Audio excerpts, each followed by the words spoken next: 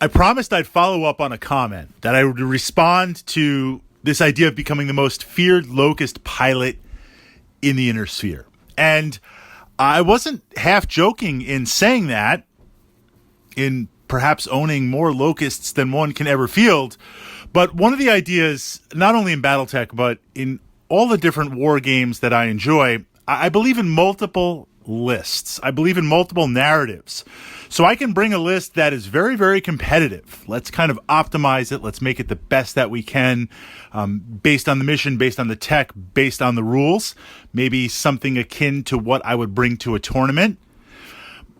But at the same time, I also have lists that are the narrative, or for the lulls. This idea of, hey, you and I are sitting down, we're going to roll some dice, have some fun. I kind of want to do something unique. I kind of want to do something different on the table. Now, that's not to say just putting down stuff for the sake of putting down stuff. There is going to be a plan. There is going to be some sort of tactica, because I'm trying to win. I am going to try and put out a good game. And my Locust list for Battletech is just such an example. I kind of like the model of the Locust. I love the idea behind it. It looks kind of harmless. So imagine the fun if you brought your rock solid list and I got the chance to engage it and possibly beat it down with a bunch of Locusts. How could we do that? That was kind of the narrative, being able to play my favorite mechs within this bandwidth, within this band. So the first thing in building a list, we see this idea of currency in a game. It could be power points, it could be battle value, it could be squadron points.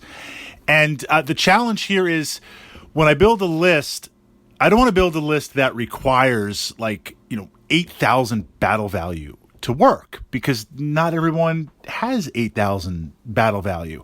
Or if I need 8,000 battle value to make it work, is it really going to hit the table? So the idea is to build a small core of lower battle value, maybe 2 or 3, and then have the ability to add to it, have the ability to scale it up. So this way, I have the principle behind the list, and I can say, what battle value do you want to play with? And be able to adjust the list up or down. Because one of the things that I don't like, on a side note, players that list tailor, have some sort of crazy combos and crazy stuff, and you show up to play and they're like, well, my list only works at 10k battle value. Well, I don't have 10k. So what that means is, to make 10k, I just start throwing on random units, other stuff, maybe whatever I happen to have with me. Or I take units and just add upgrades onto them. And what happens is, I really don't have a very, very focused list. So I want to do my best not to head in that direction. And that's true for Warhammer 40k, X-Wing, and all the other systems that I enjoy. So we start with getting Locusts on the table. We want critical mass. 4, 5, 8, 12. I can put down 12.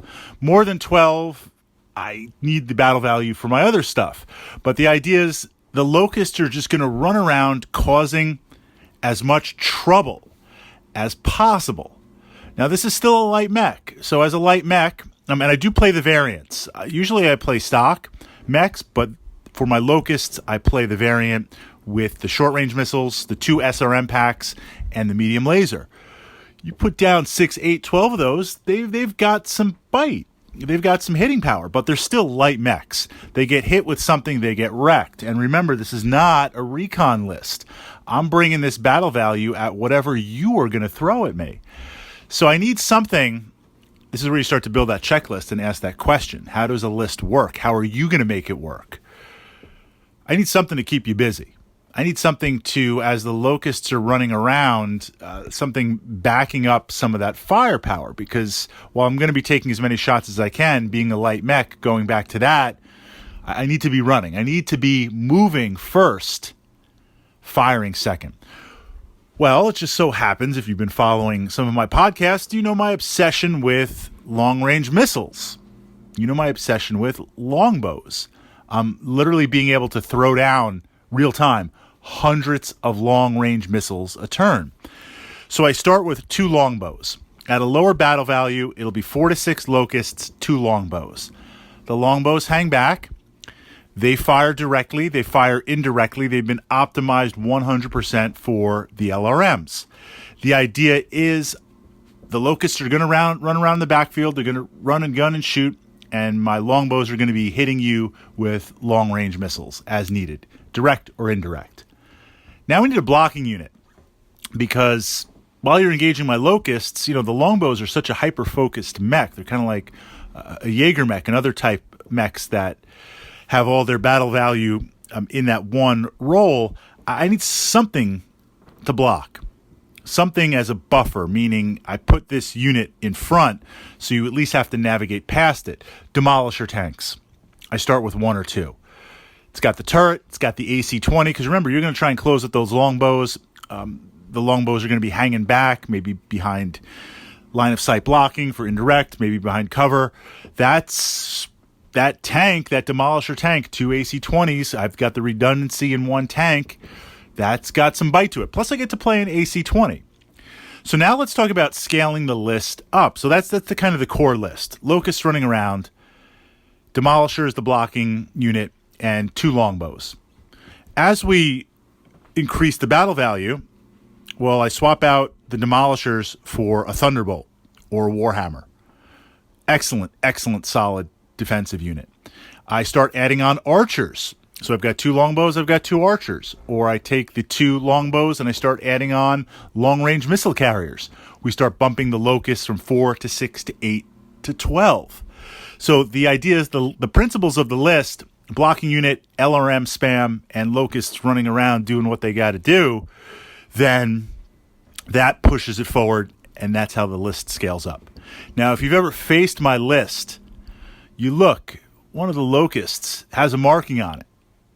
It's got my name on it. That's the Locust I'm personally piloting. I'm not going to draw attention to it because I'm going to try and survive, but I kind of keep track of that mech. Has it survived? If not, have I been killed? I haven't been killed yet, but if I was killed, then I would just kind of, I guess Fritz the fifth would take over or something like that. But that's this idea of becoming the most feared Locust pilot in the Inner Sphere. And that's the nuts and bolts, the mechanics of how this list works. More detail I've pushed up to my archive a little while ago.